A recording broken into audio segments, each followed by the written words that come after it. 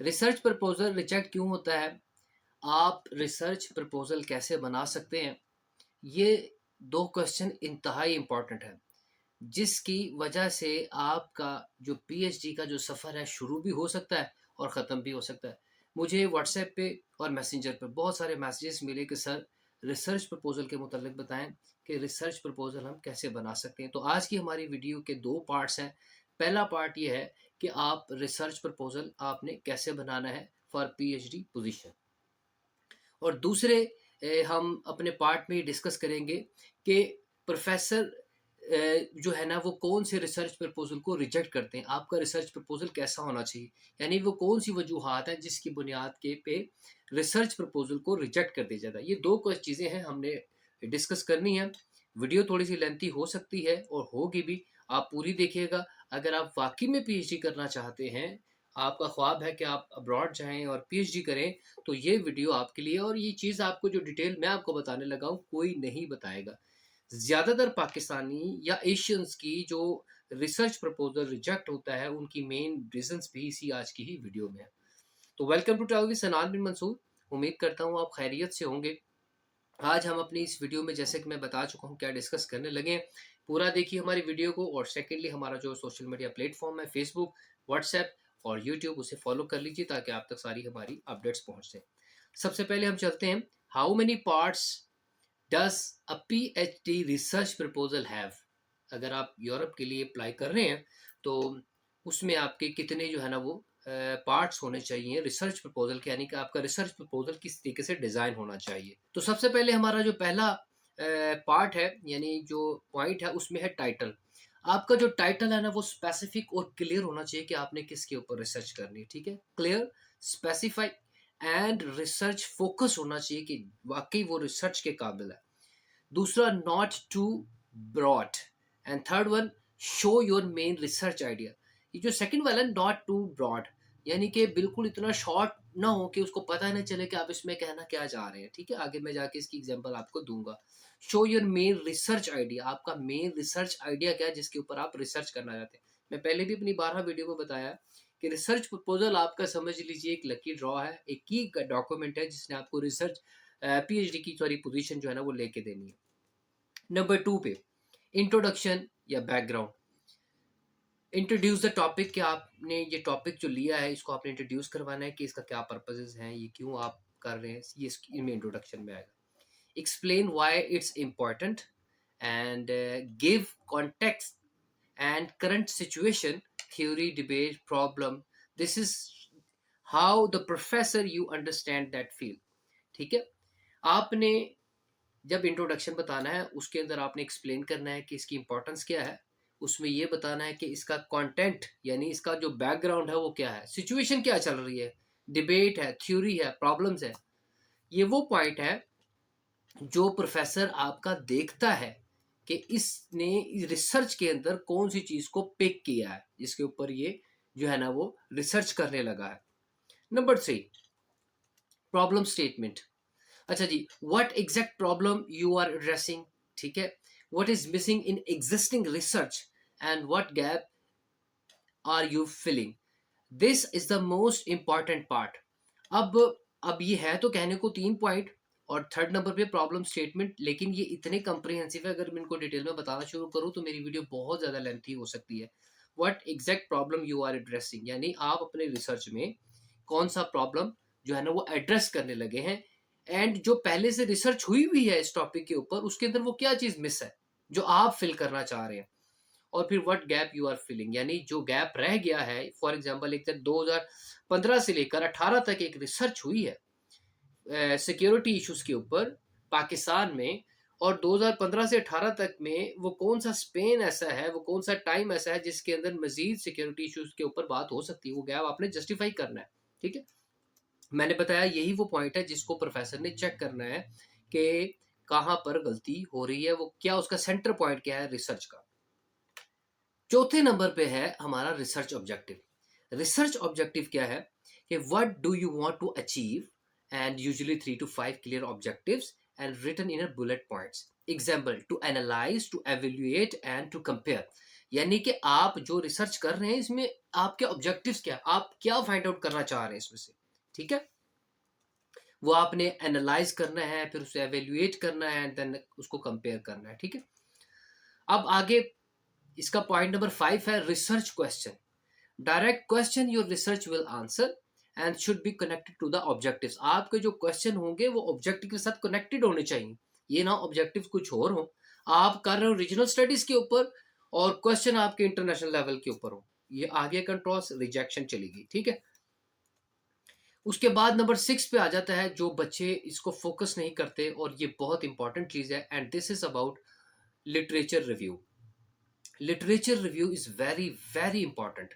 इंशाल्लाह मैं आपको कमिंग वीडियोस में आपको रिसर्च प्रपोजल के बाकायदा स्क्रीन पे दिखाऊंगा भी, और कुछ वेबसाइट्स भी बताऊंगा जहां पर आप एक अच्छा रिसर्च प्रपोजल बना सकते हैं, ठीक है।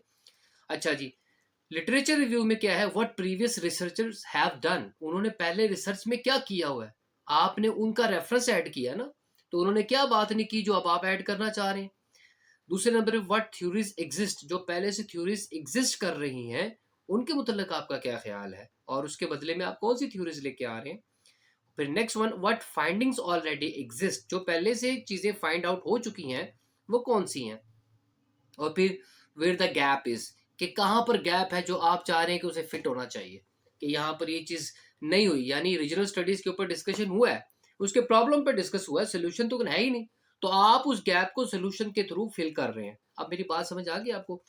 और ये वो वाला पार्ट है second number, professor focus heavily on this section, कि प्रोफेसर ने इस सेक्शन के ऊपर गौर करना है कि आपने जो लिटरेचर रिव्यू ऐड किया है वो किस नोयत का किया है, आपने कितने पीर रिव्यू पढ़े हैं, आपने कितने आर्टिकल पढ़े हैं, आपने कितनी रिसर्च पढ़ी है।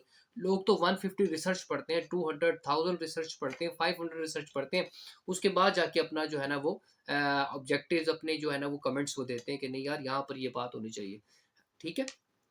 And number 7, research methodology. Research methodology this is very important again in Europe, और यूरोप में इसको क्रिटिकली देखा जाता है। हमें माफी के साथ मैं आपको ये बात कर रहा हूँ, and I am really sorry about that, कि हमारे जो रिसर्चर्स हैं ना, बहुत सारे लोग हैं पीएचडी करना चाहते हैं, लेकिन उन्हें ये ही नहीं पता कि रिसर्च मेथडोलॉजी क्या है। अब जब आपको रिसर्च मेथडोलॉजी का ही नहीं पता चलेगा तो आप मुझे बताएं पोजीशन कैसे आप सिक्योर कर सकते हैं ना। तो यूरोप में ये चीज बड़ी इंपॉर्टेंट देखी जाती है कि आपने जो रिसर्च करनी है वो कौन से मेथड के थ्रू करनी है। There are three types of methodology, research methodology. The first one is qualitative, quantitative and mixed method. ये आपको पता होना चाहिए क्वालिटेटिव क्या है, क्वांटिटेटिव क्या है, और मिक्स मेथड क्या है, ये आपको उसका आइडिया होना चाहिए। अगर नहीं है तो आप यहीं पर रहें, यहीं पर जो है ना वो अपने काम करें, इसमें आपको पढ़ने की जरूरत नहीं है, ठीक है। अच्छा जी, फॉर एग्जाम्पल डाटा कलेक्शन है, आपने कहाँ से किया है, इंटरव्यूज किए हैं, सर्वेस किए हैं, आर्काइव से उठाया है, और एक्सपेरिमेंट्स किए हैं, ये है आपकी रिसर्च, ठीक है। फिर सैंपल साइज क्या है, फिर डाटा एनालिसिस मेथड क्या है, यानी किस मेथड के थ्रू आपने डाटा को एनालिसाइज किया है, why this method is suitable, और आप ये भी बताएंगे कि ये मेथड क्यों सूटेबल है, ठीक है। और फिर if methodology is weak rejection is very common, अगर आपकी मेथडोलॉजी जो है ना वीक है तो डेफिनेटली रिजेक्शन तो फिर आती है उसमें। तो 7th नंबर पे हमारा रिसर्च मेथडोलॉजी।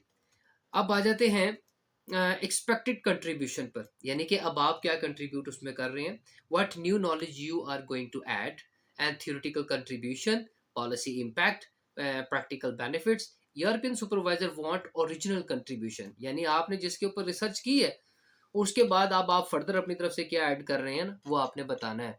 तो याद रखिए पूरे यूरोप में हो गया, यूएसए हो गया, कनाडा हो गया, कहीं पर भी आप अप्लाई कर रहे हैं ना तो वो चाहते हैं कि हमें न्यू चीज़ मिले, इनोवेटिव चीज़ मिले। जब इनोवेटिव ही चीज़ नहीं होगी वो आपके रिसर्च प्रपोजल में, तो वो अप्रूव कैसे होगा ना। तो जब तक उसमें आप इनोवेटिव चीज़ नहीं लाएंगे, और इनोवेटिव चीज़ तभी आएगी जब आपने लिटरेचर रिव्यू पढ़ा होगा, जब आपने कुछ रिसर्च पढ़ी होगी, अब आपने आर्टिकल पढ़े होंगे, जब आपने आर्टिकल पब्लिश किए होंगे, जब आपने कोई रिसर्च की होगी किसी टॉपिक पे। ऐसे नहीं आएगा। ये कहने को बड़ी आसान है कि जी हम पीएचडी करना चाहते हैं, रिसर्च करना चाहते हैं, लेकिन practically this is very difficult thing, but difficult हो सकती है, इम्पॉसिबल तो नहीं है। And number 9, time line 3 to 4 year plan. 1 year literature review plus proposal finalisation. अब आपने बताना है कि आपका टाइमलाइन क्या, आप 3 से 4 साल के अरसे में क्या क्या करेंगे? पहले साल में आप लिटरेचर रिव्यू पे वर्किंग करेंगे, प्रपोजल फाइनलाइज करेंगे, सेकंड पे आप डाटा कलेक्ट करेंगे, थर्ड पे एनालिसिस एनालिसिस प्लस राइटिंग यानी उसे लिखेंगे, और नंबर 4 पे if applicable revision plus submission, उसकी सबमिशन हो जाएगी। आपने बताना है ये सारा प्लान। तो मैं आपको कहता हूँ कि आपने क्वेश्चन ही वो चूज करना है जिससे आपका अप्रूवल है। तो जब तक आपकी अप्रूवल ही नहीं होगी ना, जब तक आपका क्वेश्चन ही नहीं ठीक होगा, यानी रिसर्च प्रपोजल ही नहीं ठीक होगा, तो मुझे बताएं कैसे पॉसिबल है? ये पॉसिबल ही नहीं है। ठीक है। अच्छा जी, नंबर 10 पे references, proper academic format, APA, Chicago and Harvard etcetera, recent sources last 5 to 10 years. अगर आप जो से रिसेंट रिसोर्सेज इस्तेमाल कर रहे हैं वो लास्ट 5 to 10 ईयर्स होने चाहिए। और जो आप फॉर्मेट यूज कर रहे हैं पेपर एकेडमिक फॉर्मेट के लिए, उसको एपीए, शिकागो और हार्वर्ड। अब ये एक अलग टॉपिक है सर, ये एपीए क्या है, सर ये शिकागो फॉर्मेट क्या है, हार्वर्ड क्या है। ये जितनी भी रिसर्च है उसके अंदर ये सारी चीजें चलती है। यानी ये समझ लीजिए फोर्ट स्टाइल है कि गैप इतना होना चाहिए, फ़ॉन्ट का साइज़ ये होना चाहिए, बोल्ड होना चाहिए, नहीं होना चाहिए, अंडरलाइन होना चाहिए, नहीं होना होना चाहिए, रेफ़रेंस जो आप ऐड कर रहे हैं वो कहाँ पर ऐड होना चाहिए, ये सारी चीज़ें उसके अंदर आएँगी। अब जब आपको ये नहीं पता तो आप मुझे बताएँ, प्रॉब्लम आ गया ना? अब प्रॉब्लम आता ही तब है जब इतनी स अब एक रिसर्च प्रपोज़ल में इतनी सारी मिस्टेक्स आती हैं तो प्रॉब्लम क्रिएट हो जाते हैं। नेक्स्ट सेगमेंट पे जाने से पहले why professor reject research proposal, मैं जरा सा क्विक रिव्यू आपको दे दूं। What are the main body parts of research proposal? Okay, there are 10 parts. कितने पार्ट्स हैं? 10 पार्ट्स हैं। इसको आप अपने ज़हन में रख लीजिए। नेक्स्ट वीडियो में मैं आपको इंशाल्लाह स्क्रीन पे लेके जाऊंगा, वहां पर मैं आपको बताऊंगा कि रिसर्च प्रपोजल जो है ना उसकी क्या क्या चीज़ें हैं। अच्छा जी। अच्छा जी, सबसे पहले मैंने बताया टाइटल आपका क्लियर होना चाहिए। नंबर 2 इंट्रोडक्शन बैकग्राउंड आपने बताना है। नंबर 3 प्रॉब्लम स्टेटमेंट है। नंबर 4 रिसर्च ऑब्जेक्टिव्स हैं। और नंबर 5 पे है हमारा रिसर्च क्वेश्चन है। और नंबर 6 पे है हमारे क्या है जी, लिटरेचर रिव्यू है। नंबर 7 पे है रिसर्च मेथोडोलॉजी, कौन सा मेथोडोलॉजी यूज कर रहे हैं। नंबर 8 पे एक्सपेक्टेड कंट्रीब्यूशन, आपकी क्या कंट्रीब्यूशन है। एंड नंबर 9 आपकी टाइम लाइन है कि आप 3 to 4 ईयर्स में अपनी पीएचडी को किस तरीके से जो है ना वो अलाइन करेंगे। एंड नंबर 10 रेफरेंसेस, एपीए, आप कौन सा स्टाइल यूज कर रहे हैं।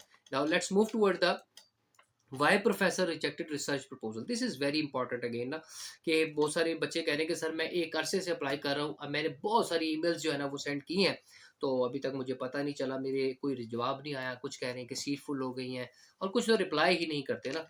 तो आपके पास एक, वैसे तो ईमेल का तरीका मैं इंशाल्लाह अपनी नेक्स्ट वीडियो में बताऊंगा, लेकिन आज फिलहाल मैं आपको ये अब बता दूं इसमें कि आपने आपके जो ज़्यादातर जो जो आपके रिसर्च प्रपोजल है वो रिजेक्ट होते हैं, उनकी क्या रीजंस है। अच्छा जी, उसमें सबसे पहले चलते हैं topic does not match the professor research. This is very common practice कि आपने एक प्रोफेसर को चूज किया है, फॉर एग्जांपल केमिस्ट्री को आपने चूज किया है, आप सॉरी केमिस्ट्री में पीएचडी करना चाहते हैं, आपने ईमेल बायोलॉजी वाले को कर दिए, तो रिजेक्शन है। आप पॉलिटिकल साइंस में करना चाह रहे हैं, आपने कर दिया इंग्लिश वाले को रिसर्च प्रपोजल सेंड, ऐसा नहीं होगा। आपने सबसे पहले जिस प्रोफेसर को आपने मेल करनी है ना, उसकी पहले आप पब्लिकेशन पढ़ें, उसका बायो पढ़ें, उसकी डिटेल पढ़ें कि उसने कहाँ कहाँ पब्लिकेशंस की हैं, उसका मेन एरिया क्या है, उसका इंटरेस्ट क्या है। जब आपको उसके इंटरेस्ट का पता होगा ना, तो आप उसके इंटरेस्ट के मुताबिक रिसर्च प्रपोजल बनाएंगे। ठीक है। तो आपका टॉपिक क्या होना चाहिए? प्रोफेसर के इंटरेस्ट से मैच करना चाहिए, उसकी पब्लिकेशन लाजमी पढ़नी है आपने, अगर नहीं रिजेक्शन है। अच्छा जी, नंबर 2 पे आ जाते हैं। No clear research gap, if your proposal just repeats old research, has no originality, has unclear problem statement, it's get rejected. Simple सी बात है। आप अपने गैप को, रिसर्च को, गैप रिसर्च जो गैप है उसको जस्टिफाई नहीं कर सके, वो ऑलरेडी रिसर्च उसके ऊपर हुई है, आपने फिर कर दी है, फिर रिसर्च प्रपोजल बनाते हैं, रिजेक्ट हो जाएंगे आप। ठीक है, एक रीजनल इश्यूज के ऊपर ऑलरेडी मौजूद है, प्रॉब्लम भी मौजूद है, सोल्यूशन भी मौजूद है, सब कुछ है, आपने फिर बना दिया, रिजेक्ट। अच्छा जी, फिर उसके बाद आ जाते हैं weak methodology, many students don't explain how data will be collected, उनको पता नहीं कि डाटा कैसे कलेक्ट करना है। डोंट एक्सप्लेन सैंपल, सैंपल को एक्सप्लेन नहीं करते। डोंट जस्टिफाई मेथड्स के कौन सा मेथड यूज कर रहे हैं, और प्रोफेसर यूरोपियन इन चीजों को बहुत ज्यादा देखते हैं। नंबर 4 पे हमारा आ जाता है टू ब्रॉड टॉपिक। ये मैंने आपको शुरू में बताया था ब्रॉड टॉपिक के बारे में, ये वहां पर आ गया कि ये रिजेक्ट हो जाता है। एक टॉपिक है जी security issues in South Asia, ये ब्रॉड है, लेकिन ये जस्टिफाई कैसे हो रहा है? अच्छे वाला जो एक्सेप्ट होता है वो आए लिखेंगे आप, cyber security threats and regional stability in South Asia 2015 to 2025। अब बात समझ आई? अब आपने ऊपर लिखा security issue in South Asia, that's it, this is called broad topic.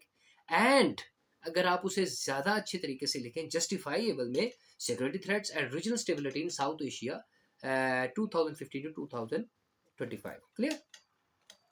Next one है जी नंबर 5 है poor academic writing, grammar mistakes हैं, no structure, no citations, no academic tone, this gives bad impression. ठीक है, अब ये अलग अलग टॉपिक है बहुत बड़े बड़े। फॉर एग्जाम्पल ग्रामर मिस्टेक्स का तो मैं बता दूं कि आपने ग्रामर का ख्याल रखना है। नो स्ट्रक्चर, आपका स्ट्रक्चर ही नहीं है, यानी कि एक पैराग्राफ दूसरे पैराग्राफ से लाइन कर रहा है या नहीं कर रहा। साइटेशंस क्या है, साइटेशंस के आपने जिस प्रोफेसर की, जिस स्कॉलर की आपने कोई रेफरेंसेस ऐड किए हैं, उसका कोई रेफरेंस ऐड किया है, उसका नेम ऐड किया है, उसकी कितनी साइटेशंस आपने उसमें अपने रिसर्च प्रपोजल में ऐड किए हैं, ये इंपॉर्टेंट चीज़ है। फिर आ जाए एकेडमिक टोन, आपकी एकेडमिक टोन नहीं है। एकेडमिक टोन क्या है, मैंने ऊपर बताया था, एपीए हो गया, शिकागो फॉर्मेट हो गया, वो आपने यूज किया इसमें, नहीं किया, रिजेक्ट। अच्छा जी, नेक्स्ट नंबर 6 पे अनरियलिस्टिक रिसर्च प्लान, आपका रिसर्च प्लान ही नहीं है। देखिए रिसर्च प्लान आपका बड़ा क्लियर कट होना चाहिए। Research in 10 countries, huge data without a funding and impossible timeline, they rejected. Impossible timeline, भाई एक चीज है क्लियर है, हो ही नहीं सकती 4 साल में, आप उसे कैसे कह रहे हैं कि आप 4 साल में कर लेंगे। ठीक है, रिसर्च इन 10 कंट्रीज, आप 10 ममालिक में रिसर्च कर रहे हैं, ओ भाई आप एक छोटे से टॉपिक को ले ले, उसको रिसर्च करते बड़ा है।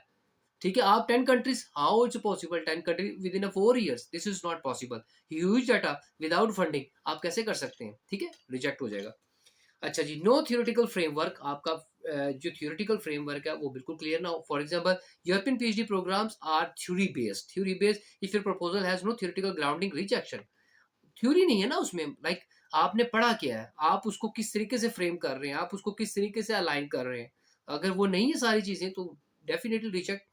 and the very important thing is that, and this is the last one, is copy paste और AI generating proposal। ये मैं अक्सर कहता हूँ कि जनरेटिक जो प्रपोजल है, जो आप जनरेट करते हैं AI से, ये आप ना करें, ये डायरेक्ट रिजेक्शन ही है। ठीक है, professor easily detect generic templates and no deep understanding and no specific references, वो उनको पता चल जाता है कि इसने यहाँ से डाटा उठाया, एआई से पता चल जाता है। अगर एआई बना दिया ना, तो एआई को से जो डाटा लिया जाता है उसको डिटेक्ट करने का भी सॉफ्टवेयर मौजूद है जनाब वाली। लेकिन इसका भी हाल हमारे पास मौजूद है, इंशाल्लाह वो भी आपको नेक्स्ट वीडियो में बताऊंगा मैं। आप लिख लें कि मैं कौन कौन सी वीडियो आपको मैं बता चुका हूँ कि अगर आप एआई से रिसर्च प्रपोजल बनाते हैं या कोई और काम करते हैं अपना रिसर्च का, तो मैं आपको इंशाल्लाह एक ऐसी वेबसाइट बताऊंगा जिस वेबसाइट में आप चीज़ों को, यानी अपने डाटा को रिफ्रेश कर सकते हैं जो एआई में डिटेक्ट नहीं होगा। अच्छा जी, अब फाइनल एडवाइस मैं आपको देता चलूं, वीडियो हम खत्म कर रहे हैं। ठीक है, उसमें match topic with the professor, आपका जो टॉपिक है प्रोफेसर के साथ, उसके इंटरेस्ट के साथ, उसकी क्वालिफिकेशन के साथ मैच होना चाहिए। नंबर 2 सॉरी, की proposal 1500 to 2500 words and unless specified. ठीक है, ये आपने 2500 से 1500 वर्ड्स के दरमियान में लिखना है, या अगर प्रोफेसर पूछ ले तो वो एक अलग, यूनिवर्सिटी की अगर डिमांड है 3000 4000 तो वो एक अलग चीज़ है, लेकिन आपने 1500 से 2500 वर्ड के दरमियान में ही लिखना है। अच्छा जी, personalize for the each university, आप ये देखें, ये बड़ी इंपॉर्टेंट चीज़ है, पर्सनलाइज फॉर ईच यूनिवर्सिटी। आपको हर यूनिवर्सिटी के पता होना चाहिए कि यार ये यहाँ पर मैंने अप्लाई करना है, ये नो डॉग न्यूरो साइंसेज में अप्लाई कर दें, फिजिक्स में अप्लाई कर दें, आप पढ़ इंटरनेशनल रिलेशन रहे हैं लेकिन अप्लाई न्यूरो साइंसेज में कर दें, इस चीज़ का ख्याल रखना है। Email professionally with the CV plus proposal, email के ऊपर इंशाल्लाह नेक्स्ट वीडियो बनाऊंगा अभी।